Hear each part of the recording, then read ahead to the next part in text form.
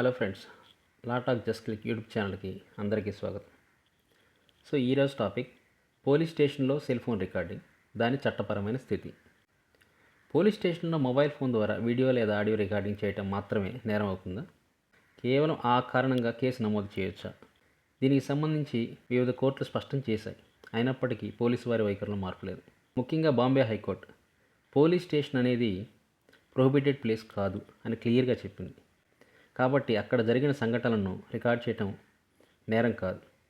అయితే రికార్డింగ్ వల్ల దర్యాప్తుకు ఆటంకం కలిగించడం లేదా చట్ట విరుద్ధ పరిస్థితులు సృష్టించడం లేదా కల్పించడం జరిగితే పోలీసులు తగిన పరిమితులు విధించవచ్చు. కానీ రికార్డు చేశావు అన్న ఒక కారణంతో మొబైల్ ఫోన్ని బలవంతంగా లాక్కోవడం చట్టబద్ధత కాదు. ఒకవేళ మీ మొబైల్ సీజ్ చేయాలంటే దాన్ని చట్ట ప్రకారం మాత్రమే చేయాల్సి ఉంటుంది. అందుకు కూడా తగిన కారణాలను తెలపాల్సి ఉంటుంది. అలాగే సాక్షుల సమక్షంలో మాత్రమే అలా చేయటం వీలవుతుంది.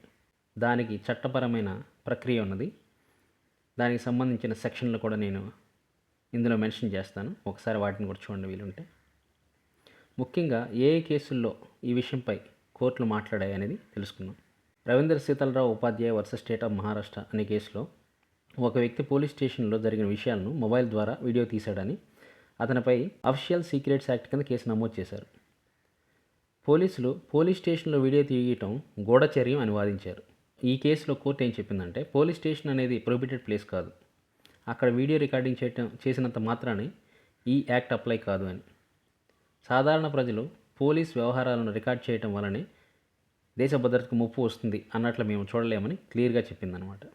కోర్టు తుది నిర్ణయం ఏంటంటే ఆ వ్యక్తిపై పెట్టిన కేసును కోర్టు రద్దు చేసింది. పోలీస్ స్టేషన్లో వీడియో తీయడం నేరం కాదని స్పష్టం చేసిందనమాట. అలాగే Subhash Atare versus state of Maharashtra కేసులో కూడా ఒక వ్యక్తి పోలీస్ స్టేషన్లో జరిగిన సంభాషణను మొబైల్లో ఆడియోగా రికార్డ్ చేశాడని అతనిపై అఫీషియల్ సీక్రెట్స్ యాక్ట్ కింద చర్యలు తీసుకోవడానికి ప్రయత్నించారనమాట పోలీసు వారు. కోర్టు ఏం చెప్పిందంటే మళ్ళీ ఇదే చెప్పింది, పోలీస్ స్టేషన్ ప్రొహిబిటెడ్ ప్లేస్ కాదని. ఇప్పటికే చట్టపరంగా అది స్పష్టమైందని తెలియజేసింది. పోలీస్ స్టేషన్లో జరిగిన సంభాషణను రికార్డ్ చేయడం అనేది గూఢచర్యం కిందకి రాదు అని మళ్ళీ చెప్పిందనమాట. సో అందువల్ల ఈ కేసులో అఫీషియల్ సీక్రెట్స్ యాక్ట్ వర్తించదని ఆ నిందితుడికి ఉపశమనం ఇచ్చింది. మనకు ఆల్రెడీ సుప్రీంకోర్టు అన్ని పోలీస్ స్టేషన్లో సీసీటీవీ కెమెరాలు, ఆడియో వీడియో రికార్డింగ్ సిస్టమ్ అమర్చాలని ఆదేశించింది.